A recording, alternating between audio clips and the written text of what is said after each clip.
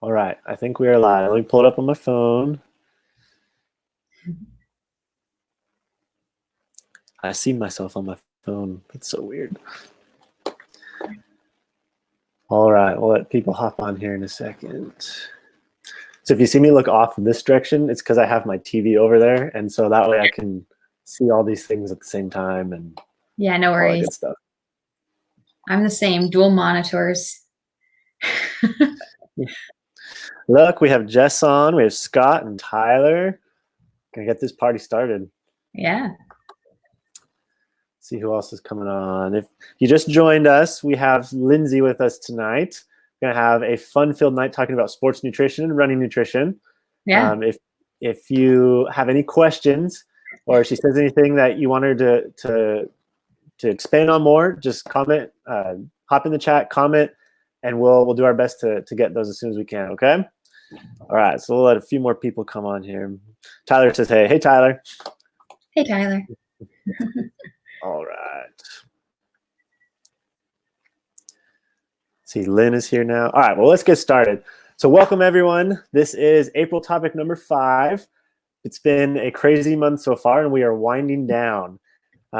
Tonight we have a special guest who is also a member of the Running Secrets group. Her name is Lindsey. She is a sports nutritionist and sports dietitian, and she's going to talk a little bit about what she does, and we're going to talk about running nutrition with her. So everyone, welcome Lindsey. Here she is. She's graced us with her presence this fine evening. So welcome, Lindsey. Go ahead and tell us a little bit about yourself. Yeah, thank you. I'm happy to be here. A little bit about myself. I'm a runner, and of course, a dietitian. I guess you guys guessed that. So I'm a sports dietitian. That's what my master's degree is in, sports nutrition. My bachelor's is in human nutrition. I've just always kind of specialized and loved the combination of the two, not just food and nutrition for health and wellness, but how you can perform and be a better athlete.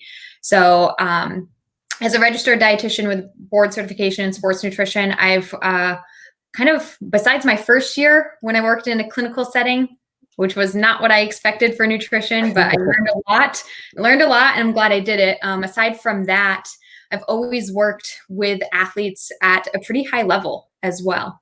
So I was a sports dietitian at the University of Georgia Athletics, at Florida State University Athletics. And then from there, I stepped away from the traditional sports and became the performance dietitian for Air Force Special Operations. So, wow. Yeah, not sports per se, but definitely nutrition for optimal performance when you think of like elite, military.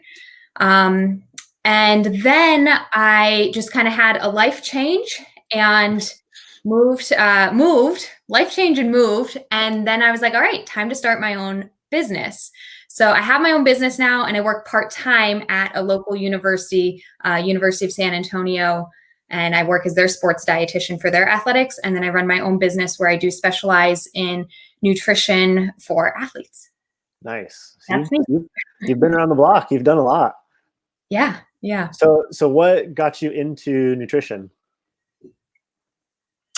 Just being an athlete myself, really. Like, I don't, and my mom probably got me into it, like senior year when I was trying to figure out what to study for college. My mom was like, well, you're really good at nutrition and people need help with that. That could be a career. So there you go. That really is what started it.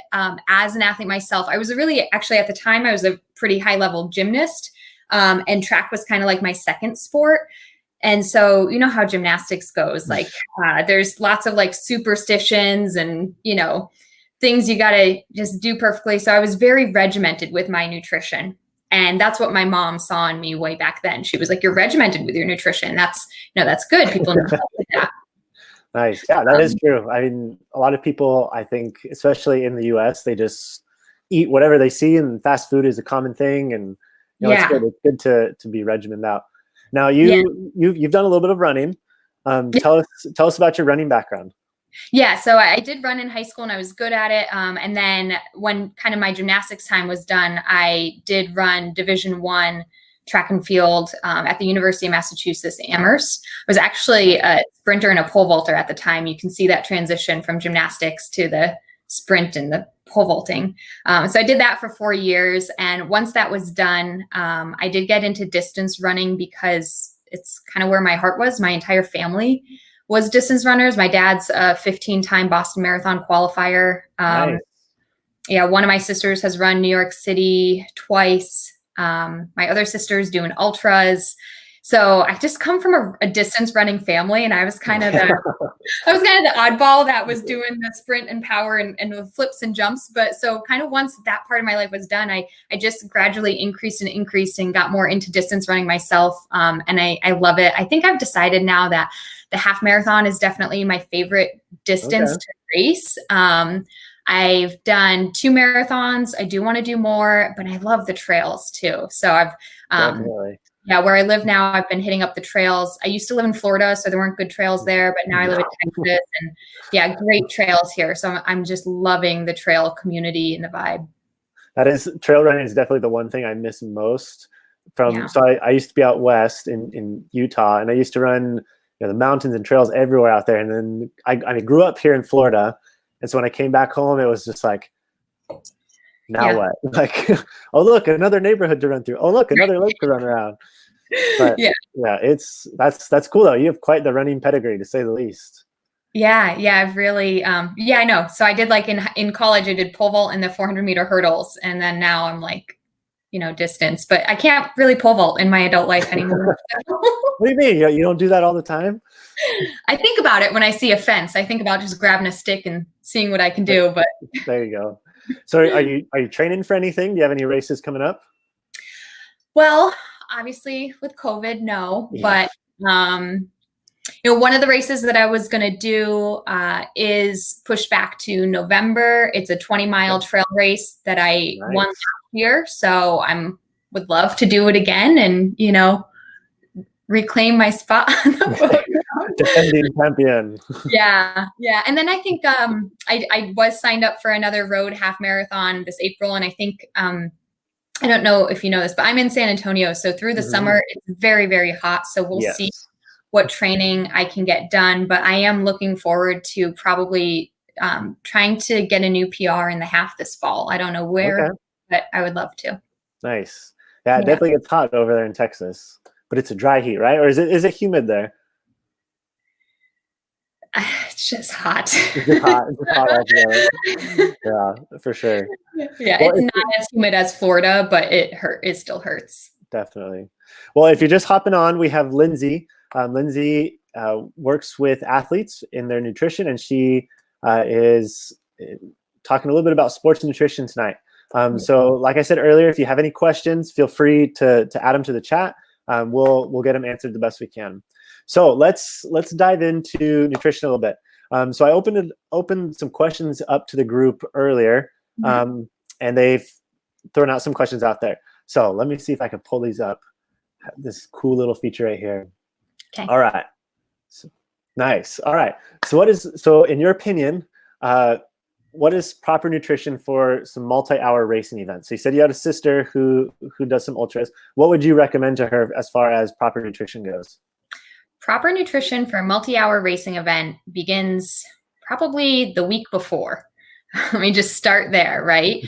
I think you're going to really need to start probably a full week before. I would say for like a half marathon distance, you can get away with 3 days before trying to pay attention, but multi-hour racing, a full week before. You want to start hydrating better, because hydration definitely takes time. So hydrating better and, carb loading. And I say this a little bit with caution because people get funky with carb loading. Some people are carb loading for 5Ks, which you probably don't need to do. And some people are carb loading for 2 weeks. You don't need to do that either. And then some people are anti-carbs. So when I say carb loading, I just mean that throughout that week, be sure to have some meals where you're having potatoes, sweet potato, pasta, rice. Like, that's not the time to be eating a salad for dinner and lunch every single day. So make sure that you're getting good complex carbs in your system so that you are filling up your muscle glycogen. The average person, this is an average person, the average person has about 400 grams of carbohydrate within their muscles. But you can saturate that. If you intentionally eat more carbs throughout that whole week, you can get even more. So, of course, during that multi-hour race, what's happening is you're bringing your glycogen stores down and down and down. But if you've kind of super saturated your muscles, then you're not dropping quite as quickly. So that's going to help you prevent bonking and prevent fatigue. So definitely start, the week before. That morning, the day of the race, I guess when you're saying multi-hour too, there's a big difference between a 2-hour race, which is a multi-hour, and a 12-hour race. So true, very, very true. Yeah. Do you know exactly which this person might be more geared towards? I think she's talking like ultras, like longer Yeah. stuff. Okay, great. Yeah, because marathon is multi-hour, but True, yeah. this is a little different too. When we're talking ultras, I would say that, versus a half marathon or marathon, that 1 to 2 hour distance where your pre-race meal might just be the carbs that'll digest easily and all that. I would say for an ultra, and when you're going, 4, 5, 6, 8, 12 hours, just have a really well-balanced breakfast, because you do need the proteins and the fats. You need all the nutrients at that point. And the longer distance you get, the more you tap into your energy reserves from fats and even muscles. So you do want to have a more well-rounded breakfast. Still emphasis on the carbs, but yeah, throw some eggs in there, or throw some, cheese or avocado, whatever makes you feel full and satisfied. And hopefully this is something you've tested a little bit as well. That's good point. Most people know this, but don't go trying anything new. Now you mentioned carbs. What about like protein and fats? Would you recommend changing anything with that, or focusing more on carbs, or what all would you do with that? Yeah. So again, for an ultra race too, honestly, like whatever you can stomach, because the biggest thing with an ultra race is just the calories. Mm-hmm. That's number one, is get the calories in. But fats are going to be the ones that take a long time to digest. So they're going to sit in your stomach the longest and slow everything down. And as far as like leaky gut goes and things like that, you're still going to want to be pretty low on the fats. But you're going to be highest in carb. You do want some protein to actually hold you over, and preserve your muscle a little bit, and get some fats in just to get food in, and calories. The amount of calories that you burn through in an ultra is just pretty insane. Yeah, it's a ton. So yeah, my sister who's run ultras, she's eaten a slice of pizza, half a burrito, like it's whatever. That's a good thing about the ultra community too. They tend to have a really big spread of like real food. I guess that's another difference with these ultras too. Like true. Real food. I know there's some members in this group who do ultras, and they've talking with him. That's kind of the same thing they've said, is you just got to eat whatever you can, and if it's there, it's there. You just eat it. Yeah, so, and real food is going to do a little bit better than just like the gels. Like gels are just not going to be enough. For sure. So Justin says perhaps a tub of macadamia nuts. something crazy, I guess. That's like an incredibly high fat one. But I would say too, like during an ultra, if you can do it, hey, yeah, good for you. Yeah, pound it down. Yeah. So kind of going off that note. So the next couple questions, let me switch this. The next couple questions kind of talk about what to do after a race or after a run. So one of them is, hold on, that's what we just did. We're doing this one. So what food would you recommend for post-race? So say someone goes and they run super long race and they need to refuel to get ready for the next week of training. What would you suggest? Yeah. Sports nutrition guideline for recovery would be a 3-to-1 or 4-to-1 ratio of carbs to protein. So, and just to put this in perspective, if we're going for around 30 grams of protein, which is pretty good. I know like the gold standard is usually 20 grams of protein. New research specific to women says women actually need more, specifically during different phases of a menstrual cycle. So women definitely need more, like 30 grams. And quite frankly, most runners and endurance runners are going to need a little bit more than 20 if you're really trying to refuel properly and reach your protein goal for the whole day. So I think that 30 grams of protein is great. And so if we're going to do a 3-to-1 ratio, that'd be 90 grams of carbs, 30 grams of protein. Right. So this could be something like a peanut butter and jelly sandwich with, 12 ounces of chocolate milk. That would probably get you close to that. Could be when you're post race and you're just thinking of things that are easy to bring with you. I mean, it could be a protein shake and a granola bar with a banana. That could get you up there as well. I also think like post race too, I think that post run while you're training is very important to recover properly, because True. you're trying to set yourself up for success for the next day, right? Mm-hmm. You're training again the next day.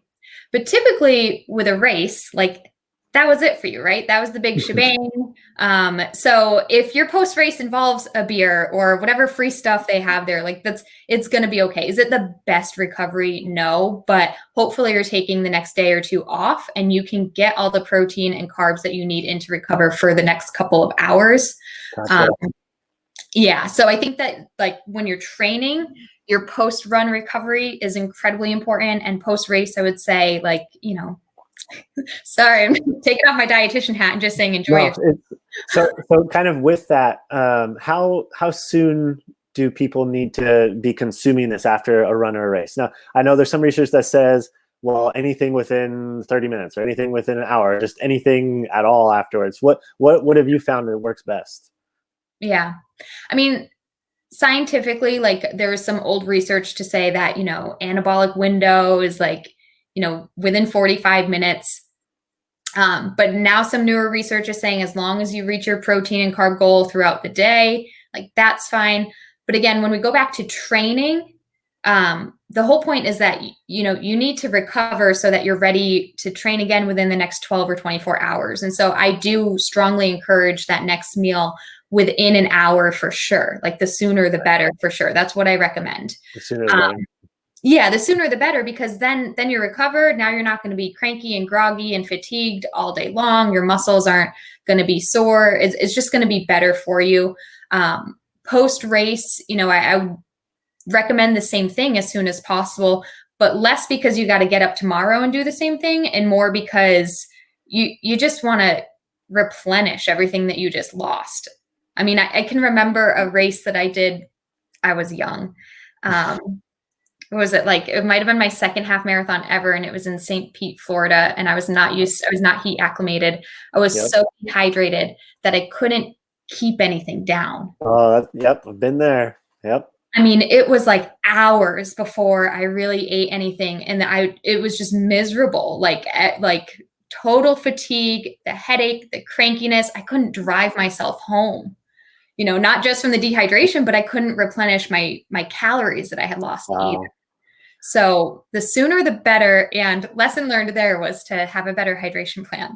Yeah, that's probably a good thing to remember. So one of the hot topics right now is the whole keto diet. And we're not going to go into pros or cons or all that stuff, but just in general, do you have any advice for runners who want to explore keto as an option? Advice. I know that's like a loaded question, like yes. No, here's the thing. I'm not, from a professional standpoint, I don't want to recommend the keto diet, but that doesn't mean that it's not going to be right for some people. I will say this, as a woman, I've explored a lot of the science of nutrition, and the science of nutrition is almost always done on men. And so interesting. Okay. Yes. Almost all science is done on men, but especially with nutrition, it's almost all done on men. They're easy to control for, right? Women. Men are easy to control. I know, I didn't say that right. But the excuse is that from a scientific standpoint, they're easy to control when you're trying to control all these variables. And with women and menstrual cycles and hormone fluctuations, it like makes it difficult to do science on them. So just what I'm trying to say here is that the research that's done on keto diets and performance and weight loss and all that, it's all done on men. So I've seen a lot of women go down that path and see really, really terrible results. And I do not recommend that for women. For men, I've seen a lot of men go down that path and see really terrible results. However, I've also seen some men go down that path and see good results. So it really just depends. I would say, ask yourself, why are you doing it? If you're doing it for running performance, I would say no. If you're doing it for health reasons and weight loss, I would say, great, talk to your doctor or dietitian if you have one. That's smart.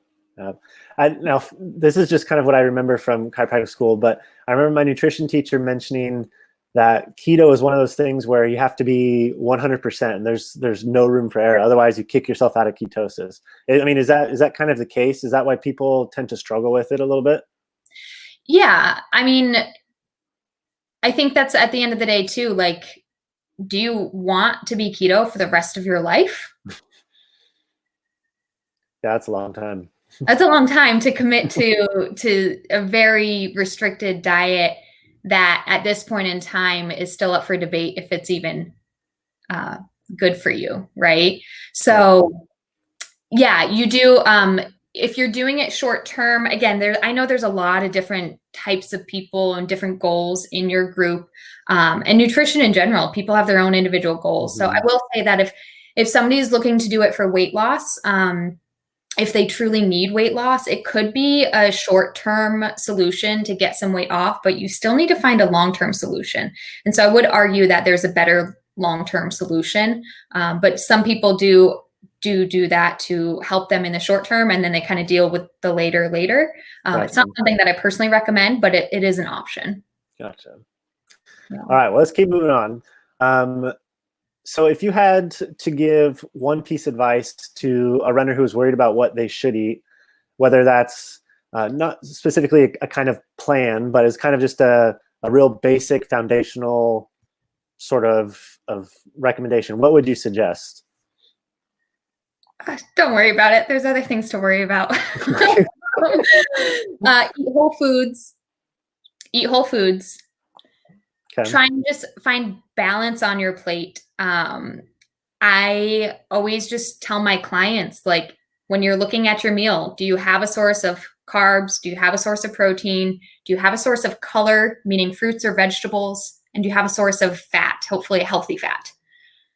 If you've got that in every meal, you're getting balance in every meal.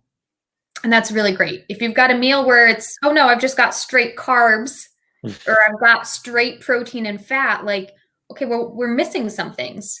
So add in the color, and people get concerned too, like fruits and vegetables. Like, I don't like vegetables. Well, is there one? Is there one that you like? Or is there one that you like if you cook it a certain way? Great, eat that one, So try and find that balance on your plate. This is me making a plate for some reason, but try and find that balance on your plate of identifying, do I have a carb, a protein, some color, and a healthy fat in every meal? And if you're doing that 3 times a day with breakfast, lunch, and dinner, you're not going to be too far off the mark. And again, within those foods too, just what is your source of carb? What is your source of protein? Like, the more whole and natural and back to earth you get, the better. So instead of chicken nuggets, just having chicken breast, back to natural, right? That's good advice. Yeah. So let's talk a little bit about what you do. You mentioned in the beginning, you do a little bit on the side as far as like nutrition coaching and that sort of thing. Now, in one of your blog posts on your website, that's riseupnutritionrun.com, correct? riseupnutritionrun.com. Yeah, I have 2 websites actually. Okay, but one of your blog posts, you said that a survey of athletic trainers working with female collegiate athletes, only 27% felt confident identifying an athlete with an eating disorder. Despite this, 91% of the athletic trainers reported dealing with an athlete with an eating disorder. So not all of us have the chance to have our own AT or even have someone, check in with us like that. What advice do you have to help identify eating challenges before they get worse? It's a great question. First and foremost is to not, do you mean specifically with yourself or with other people? With yourself and or other people. Yeah. Talk. Just first and foremost, talk. It's especially if you're seeing something go wrong in somebody else, or you're just worried, that can be a really challenging and difficult conversation to have. But the worst thing you could do is not say something, to not bring it up. Even if that person might be defensive or say nothing's wrong with me, they know. Somewhere deep down inside, they know. And the worst thing that we can do when it comes to eating concerns and disordered eating is to not address it at all. So to talk, to, provide support in whichever way that you can, if that means, doing a Google search and for help, doing that is great. And also just being, I think, a positive role model when it comes to fueling. So, one reason, as you kind of asked me the question about keto, one reason that I don't recommend it, and I don't work with clients who go down that path, is because I do work in the eating disorder space. And so I have a very, very food inclusive approach towards nutrition. Literally all food fits. That's my approach towards nutrition. And I believe in that for every single person. I believe in that for the 40-year-old man who needs to lose weight. And I believe in that for the 20-year-old collegiate runner who's trying to perform her best. I believe in that for everybody. I do know for a fact that all foods can fit for a healthy diet and for performance. So I think just being a good role model in that, and trying not to necessarily give in or engage in too much conversation, especially around these people that you might be concerned about. Try not to engage in labeling food as good or bad, or saying, well, you should eat this or you shouldn't eat that. Or just kind of like that diet mentality that we have a lot of, in the US. We have a lot of dieting in the US. Yes.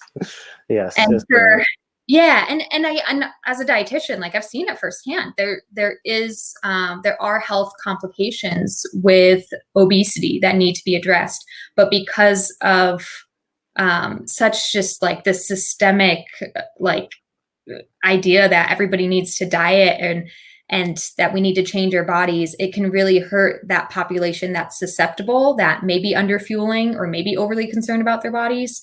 And so being a positive role model, and just that all food is good, all food can be included. And quite frankly, I'm when I said before, all foods fit, there's no such thing as a good or a bad food. And I'm very neutral. There's no such thing as a good or a bad food. And I think to take on that mentality is really helpful, even in social settings, because you never know who you might be around. Yeah, that's one thing my wife has especially, but over the last couple of years, she's really hit home, especially in our house. We have two little kids who we're trying to teach them, we want to be healthy. So we're going to try some new vegetables. We're going to try some new fruit. But it's okay to have, the cookie after dinner. It's okay to, do this and that. So I really like that. That's one thing that we're trying to do in our house. It's really good. And Jason, I'll say too, because a lot of people struggle with this, even who, don't classify as having a specific eating disorder, or maybe don't have the look that people assume somebody with an eating disorder has. There's a lot of mental and emotional guilt that a lot of people carry when it comes to food and their relationship with food. And so, definitely, I think that's a great thing that you and your wife are doing, of just giving options is good, and taking away any sort of guilt for what people choose is really important. For sure. We're gonna divert just for a second. So we have a couple of questions in the chat. So Kevin asked, how do you time daily meals to not have GI distress when running in the evenings? Yeah, definitely a difficult one. In the evenings, and just for clarification, if you don't mind, if he can respond, would he be running after dinner or before dinner? We'll see if he hops back on and see if he comments that. Before dinner would be great. All right, we'll let him reply back to that one. So let's get to this other one. Okay. So Christina says, can you speak more on leaky gut? What foods do you recommend runners eat and avoid if they have leaky gut? Yeah, this can really vary for a lot of people. This will kind of tie into what the other person's question was too about timing. But before a run, if you are susceptible to leaky gut, just be careful with the high fiber foods and the high fat foods. So if you run in the morning, you should be pretty good. But if you're running in the afternoon, evening, then that meal before should try and be a little bit lower fiber, a little bit lower fat, even though fiber and fats are great for you, just that meal right before a little bit lower. I would recommend paying extra attention to your hydration and what environment you are running in temperature-wise. So we see a lot more leaky gut in hot environments, and a lot of this has to do with issues with electrolyte imbalances within your gut. So I can't really prescribe to you exactly what you might need. A lot of people do need a lot more sodium, but a lot of people also need a specific amount of sodium. And some people just need better hydration. I can't give that specific advice over the phone, but I would say pay extra attention to your hydration and your salt, aka sodium. Don't be afraid to, if you're having leaky gut, have an electrolyte drink before your run. Most electrolytes are for after your run. But if you're having leaky gut, it might help to have some sodium before your run. Nice. Just to help with those fluid shifts going on in the gut. Okay. Yeah. That's interesting. All right. Yeah. Well, so Kevin said before, so I think you touched on that. Okay. Yeah. Same thing then. What I would do for nutrient timing, if you're running in the evening, have again that well-rounded breakfast, have that well-rounded lunch, and as long as you've got like at least 3 or 4 hours before your run, you should be pretty good. But if you're having lunch and then running like 2 hours later, I would make sure that that lunch meal is pretty low fiber, low fat. So probably just some carbs and protein. I think I said it earlier in the call, but I think that like potatoes and rice work really well for a lunchtime meal if you're running in the afternoon. Huh. All right. That's a good one. Well, let's talk a little bit about what you do again. Okay. So you have a program called Fast Track: Overcome Disordered Eating and Achieve Peak Performance. Tell everyone a little bit about that. Yeah, the Fast Track is the female athlete system of transformation. So this is obviously specific to females. Men can absolutely have these issues, and I would absolutely work with them one-on-one. I just have a community of females, and so we like to keep it specific to them. But I just want to say that for sure, that men can have these same concerns, that I'd be happy to help them as well. But in the female athlete system of transformation, really any girl or woman that has been under eating intentionally or unintentionally, who's been experiencing food guilt or just this like frustration with how to eat, who maybe is in what I call the diet cycle of going on a diet and then, feeling deprived. And then because they feel deprived, they give in. And because they give in, they feel bad about themselves. So they want to change it. And then they go back on a diet, and it just kind of like continues. It's that diet cycle. I've met so many people who have been in the diet cycle for like 20 years. So if you want to break free of that, you want to break free of that diet cycle. If you have any true history of binging or purging or doing anything like that, this is very, very prevalent in the athletic population, especially with kind of body image concerns of looking like the ideal runner or achieving your race weight. These are very, very prevalent issues and concerns. So in the female athlete system of transformation, we overcome all of that. We overcome it all, no matter where you are in that process. I've had a lot of clients recently too, that because of what's going on for women specifically, they lose a lot of really essential hormones that they need to be their best athlete. So we recover that in this. And in doing so, when we recover their hormones, when we fuel right, when we stop those harmful behaviors, it does transform them into a stronger, more resilient athlete. And from there, we can work on actually like optimizing performance and using lots of cool sports nutrition techniques to really, really achieve their peak performance. So that's what I do in the female athlete system of transformation. It's a wonderful program. So how do you reach out to people, or do people reach out to you more often? Both. A little bit of both? Yeah, a little bit of both. Now, I know you touched on this a couple minutes ago, but you said it is a female system, but are there principles from it that maybe the men in the group could benefit from? Oh yeah, yeah. And like I said too, so as I mentioned before early on, I worked for 4 years with Air Force Special Operations. That's all men. So I'm actually really good at men's nutrition and men's health too. There you go. I think here's the big thing. They're different. That's the big thing. So like as a woman and as a female athlete, like I understand the woman's needs, but as somebody who specialized in men's nutrition, Air Force Special Operations Command, all men, all, high achieving, very physically fit men going through really grueling tasks. I've really specialized in nutrition for them as well. And the big thing is just that they're different.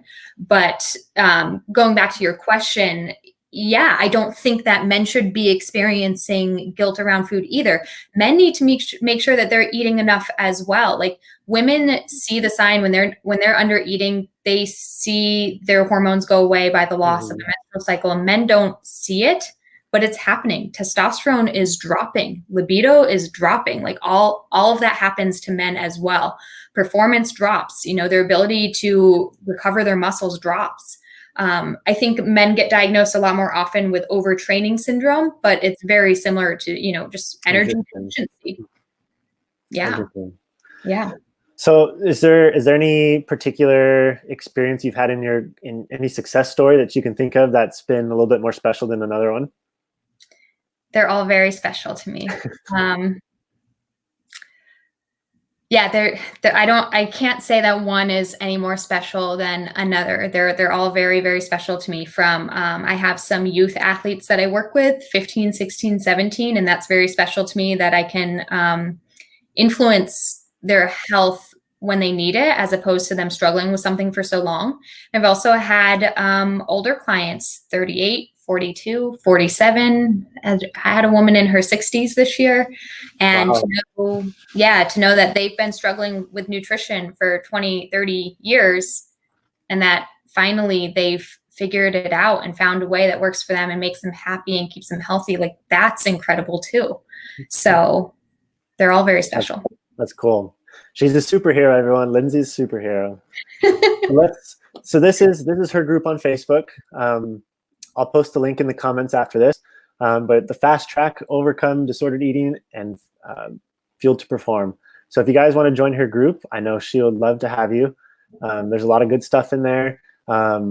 She just, I believe she interviewed someone a couple days ago, and definitely go check it out. Yeah. Let me pull up your website too. Let's see, right here. And I will say as well, if you yourself don't resonate with any disordered eating, great. First of all, good. And I'd still love to have you be part of the group, because like I said, that second half of that is overcome disordered eating to perform at your highest level. And so I still very much work one-on-one with clients who have never had a history of disordered eating, but they're looking for that performance optimization piece. And so we'd love to have you in the group for that as well. Or if you're ever interested in working together, we can dial in on that performance optimization piece too. For sure. One last thing here is here's Lindsey's blog, riseupnutritionrun.com/blog. She has tons of great articles on here, different stories, different tips. Definitely check it out. I'll post a comment for this as well. But Lindsey, thank you so much for joining us. I really hope everyone has learned something. I know I have a lot of things to process and kind of think about. Any of you that watch this live or watch replay, if you have a question, I believe Lindsey's tagged in this. Go ahead and comment the question on this feed, and I'm sure she'll do her best to answer as quick as she can. Absolutely. So Lindsey, thank you again. For everyone else, the rest of this week this is it. This is the end of April. We have two last topics to cover. One of them is talking about injuries. We're going to talk about how to treat them, how to recover from them, how to prehab them. I have another special guest who's going to do a kind of a live workshop with all of us. Still trying to nail down a specific time, but I'll let you know. And then our very last topic is going to be all on mind hacking. So how to mental training and overcoming the motivational barriers that we face. I'm super excited for that one. But yeah, so I hope you guys all have a great rest of your Sunday night. Have a great week this upcoming week. Lindsey, thank you again so much for doing this. guys, go join her group. She can help you out, and we'll see you guys next time. Thank you for having me on. We'll see you guys.